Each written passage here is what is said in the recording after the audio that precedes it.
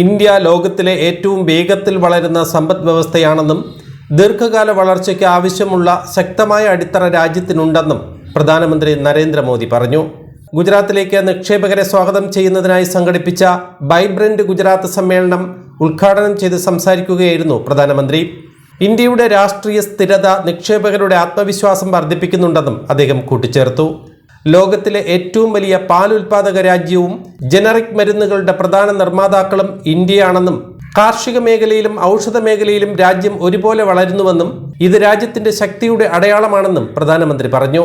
IMF അടക്കമുള്ള രാജ്യാന്തര ഏജൻസികൾ ഇന്ത്യയെക്കുറിച്ച് കൂടുതൽ പ്രതീക്ഷകൾ പങ്കിടുന്നതായും ലോകത്തിലെ മൂന്നാമത്തെ വലിയ സ്റ്റാർട്ടപ്പ് കേന്ദ്രമായ ഇന്ത്യ ലോകത്തിലെ മൂന്നാമത്തെ വലിയ സമ്പദ് വ്യവസ്ഥയായി മാറുമെന്നും മോദി പറഞ്ഞു. കയറ്റുമതിയിലും ഇന്ത്യ മുന്നിലാണ്. മുൻപ് 10ൽ 9 ഫോണുകളും ഇറക്കുമതി ചെയ്ത ഇന്ത്യ ഇപ്പോൾ ലോകത്തിലെ രണ്ടാമത്തെ വലിയ മൊബൈൽ നിർമ്മാതാക്കളാണെന്നും അദ്ദേഹം ഓർമ്മിപ്പിച്ചു.